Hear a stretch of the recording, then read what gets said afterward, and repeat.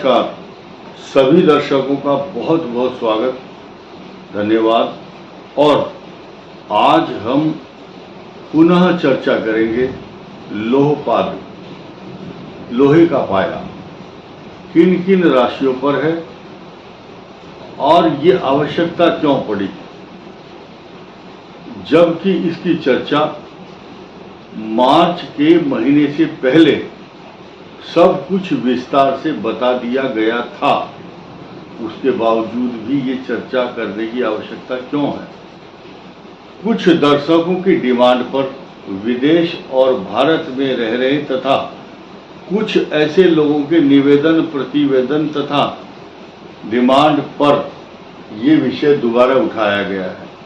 दरअसल यहाँ एक बात बहुत गंभीर समझने की है कि कुछ लोग मेष, सिंह और ये धनु, ये तीन राशि सर्किल में है, हरे रंग के जो गोला बनाया गया है ये, और ये अलग है, ये लाल रंग का है, ये शनि का गोचर है। इसी के कारण से ये प्रभावित हो रही हैं तीनों राशियां। अब ये वीडियो बनाने की आवश्यकता क्यों पड़ी? कुछ लोग ये बोलते हैं कि मेष राशि से जब लोहे का पाद है, लोहे का पाया है, तो क्या मेष लगन से भी होगा? तो इसका उत्तर भी सुनना जरूरी है। ये सिंह लगन है, सिंह लगन से लोहे का पाया नहीं बोलेंगे हम, लेकिन एक्शन और रिएक्शन क्या क्या होंगे इस पर चर्चा करना बहुत जरूरी है। मेष राशि, ये मेष राशि है, तो मेष राशि को किस प्रकार समझा जाए? ये समझा जाए आपकी जिस राशि पर चंद्रमा होगा,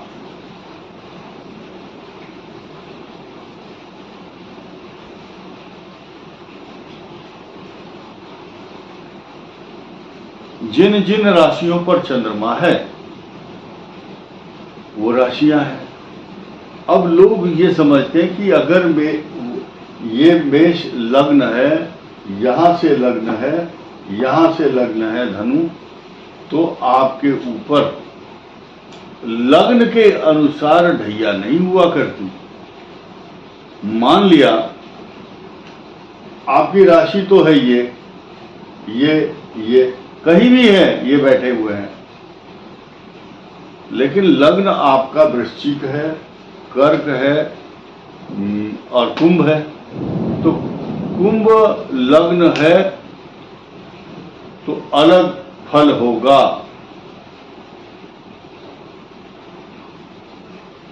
यानी कि राशि को लग्न से तुलना ना करें। लेकिन अब ये हम कहने के लिए, ये है कहने के लिए, जब घोषणा करेंगे या ग्रह असर डालेंगे वो तो इस राशि पर डालेंगे, मेष पर, धनु पर और सिंह पर।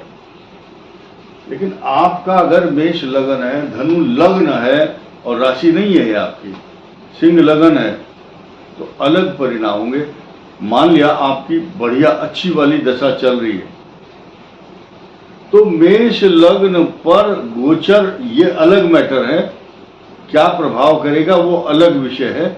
लेकिन जो आपकी महादशा चल रही है, मान लिया मेष राशि है, बृहस्पति की दशा चल रही है, धनु की बृहस्पति की दशा है, इसकी मंगल की दशा है या सूर्य की है, डिफरेंट टाइप से अलग अलग फल और अलग अलग परिणाम होंगे। फिलहाल आज की तारीख में लोगों के कहने का भाव क्या था, पूछने का और हमारा बताने का उद्देश्य क्या है?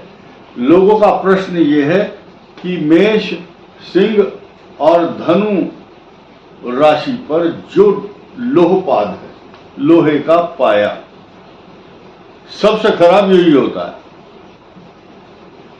मेष, सिंह, धनु। अब शनि यहां पर है, यहां से चतुर्थ, इसको बोलते हैं कंटक शनि। इसको साढ़े साथी नहीं कहेंगे। कंटक शनि ऐसा कष्ट देता है, कांटा जैसा चुभता है। 2-3 दिन को अपमान करने के लिए ऐसा ग्रह आएगा गोचर में। कौन सा आएगा उसकी बात अभी नहीं हम कर रहे हैं। यानी कि चतुर्थ भाव जब शनि आ जाएगा तो ये भूमि, भवन, वाहन, सवारी, प्रॉपर्टी, पैसा, जायदाद, तरक्की भी देगा, माता को कष्ट भी देगा।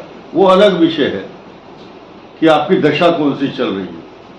फिलहाल ये कंटक शनि का जो दंश है, कंटक शनि के जो साइड इफेक्ट हैं, क्या साइड इफेक्ट हैं, इस पर अलग प्रभाव करेंगे, इस पर अलग करेंगे, इन तीनों के डिफरेंट होंगे। सबसे पहले मैं इसी की चर्चा कर लेता हूं, धनु की। धनु पर जब चतुर्थ भाव में कंटक शनि होंगे, आपकी कौन सी दशा चल रही है उसके अनुसार आप सुख और दुख प्राप्त करते हैं। परंतु फिलहाल एक ग्रह की बात करें,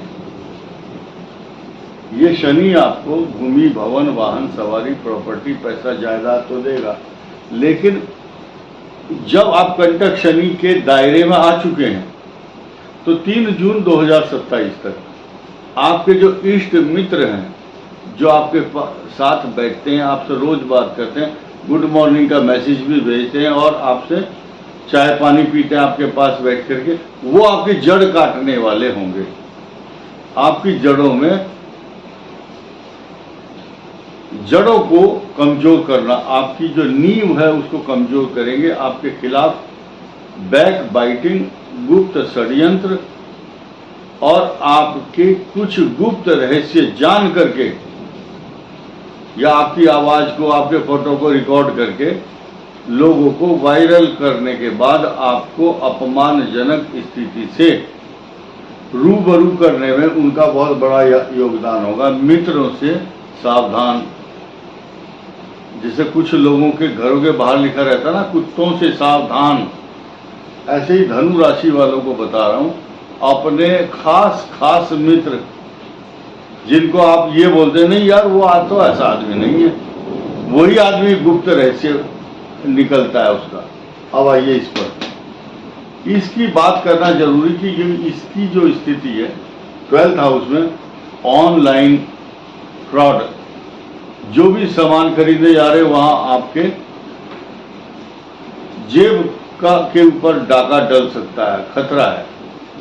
जमा पूंजी, अब आप इन्वेस्टमेंट करने के मूड में हैं पूरी तरह से।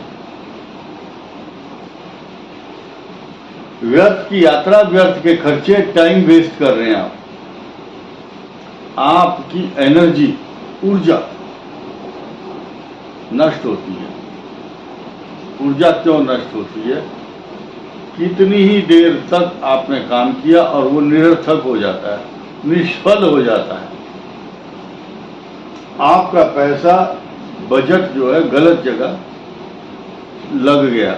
और कुछ ऐसा भी करता है शनि द्वादश भाव में, आपने प्लॉट खरीद के डाल दिया, एफडी कर दी, एफडी में तो रिटर्न आता है, कुछ ऐसे खर्चे होंगे जिसमें आपको रिटर्न नहीं आएगा और घर में चोरी की संभावना पूरी रहती है। आपके ही बहुत विश्वास पात्र व्यक्ति के द्वारा आपकी सोने की चैन, घड़ी, मोबाइल, पैसे चोरी होते हैं। लिख लो कागज पर। अब आइए सिंह राशि पर आते हैं। सिंह राशि क्या कहती है? अष्टम भाव में there are different kind of Saturn situation gives different type of prediction. इसके लिए अलग है, इसके लिए अलग, इसके लिए अलग, लेकिन नाम एक ही है। क्या? मेष, सिंह, धनु पर लोहपाद, लोहे का। तो लोग सोचते होंगे कि लोहे का पाया तो बड़ा मजबूत होता है, वही कष्ट देता है, इतनी मजबूती से पकड़ता है मनुष्य को कि अपमानित कराता है। अब ये भाव के डिफरेंट सिचुएशन है। यहां से ये अष्टम भाव है। अष्टम भाव पर शनि का आना, पैरों में कष्ट, भूलने की बीमारी, कंफ्यूजन। मैंने अभी चश्मा कहाँ रखा था भूल गया। और कई बार ऐसे भी होता है, चश्मा यहाँ लगा हुआ है, अरे मेरा चश्मा कहाँ गया, ये भी होता है। और मोबाइल गुम हो जाता, आपकी कार के अंदर मोबाइल भूल गए, तकिए के नीचे रखा हुआ है या सोफे पर, और वो साइलेंट है, उसका आप ढूंढते रहोगे। और इसके अलावा सिंह राशि के लिए क्या है, आपकी जो बुद्धि है, बुद्धि को भ्रमित करता है शनि। आपके पंचम भाव जो है ना, 1 2 3 4 5, यहां पर इस पंचम बुद्धि पर सिंह राशि की जो बुद्धि है उसको भ्रमित करता है शनि। चाकू के ऊपर कद्दू गिर जाए या कद्दू के ऊपर चाकू, कटता तो कद्दू ही है, यानी कि इधर पहुंचोगे तो शनि, यहां पहुंचोगे तो, इधर पहुंचोगे तो, यानी कि नुकसान तो मेष सिंह धनु का ही होना है। अब देखिए 2 उपाय। ज्यादातर लोग ये सोचें भाई आपने बता दिया हम फंस जाएंगे। सिंह राशि के लिए शनि की ढैया, ये ढैया है, इसको कंटक नहीं कहेंगे, ये तो ढैया है।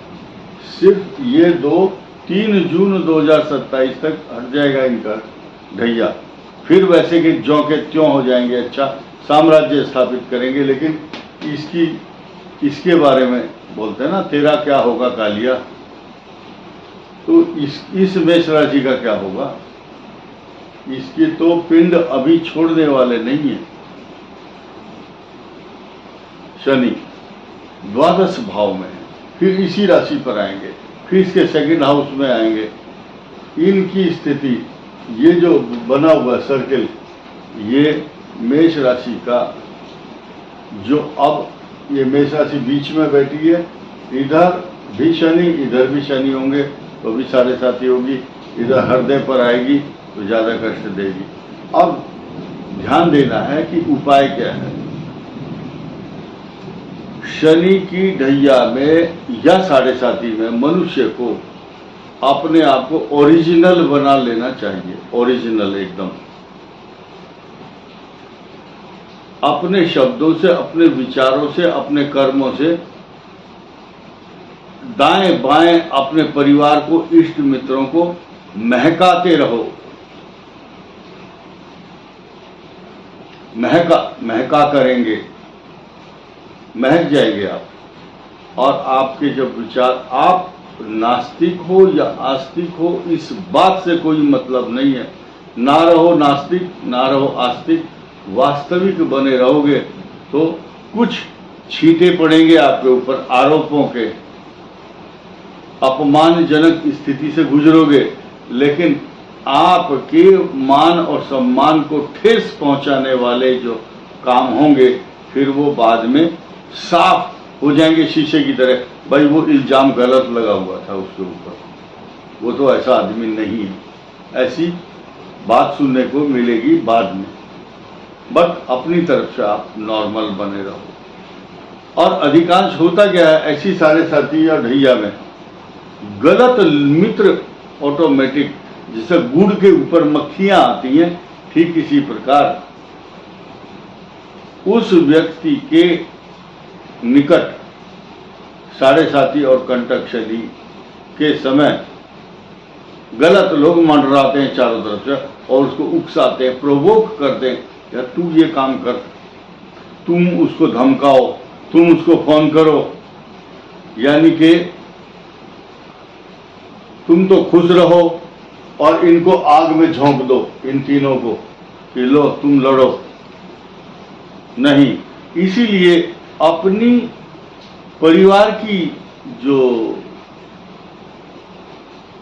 की जो सदस्य हैं, अगर आप स्त्री हैं तो आप अपने पति का आज्ञा का पालन करें, और अगर पति हैं तो पत्नी, आपको परस्पर अच्छा सामंजस्य बनाकर चलना है। क्योंकि सिंह के लिए, पत्नी के लिए और पति के लिए अच्छा समय नहीं आ रहा है, इसके लिए भी अच्छा नहीं है, इनके लिए भी अच्छा नहीं है। इसीलिए महामृत्युंजय मंत्र का जाप रोज करो, और महीने में या 6 महीने में या वर्ष में एक बार उसका दशांश हवन करना चाहिए। और मजे की बात क्या है, जिन जिन पर कंटक शनि है, ध्यान से सुनो, जिन पर ये कंटक शनि है, ये ढैया है, ये 7.5 है, सूर्य शनि के पिता हैं और शनि को पितृदोष लगा हुआ है। शनि जो है अपने पिता की बात नहीं मानता। इस सृष्टि के अंदर जिस पिता पुत्र की कुंडली में शनि और सूर्य की दृष्टि है वो सुखी नहीं है, कंट्रावर्सी है, विरोधाभास है, विचारों में असमानता। अब ध्यान देना है कि शनि के ऊपर पितृदोष है। जब जब आप इस सर्किल में आते हैं लोहपाद में, तो आपको पितृ शांति के लिए पितृ तर्पण, पिंडदान या सूर्य नारायण को जल देना और अपनी पत्नी, अपनी माता और पूरे परिवार और संतान की अच्छे स्वास्थ्य की कामना से पितृदोष की शांति करनी जरूरी। हर अमावस्या को सफेद वस्तुओं का दान करें। इस वीडियो में इतना ही। धन्यवाद।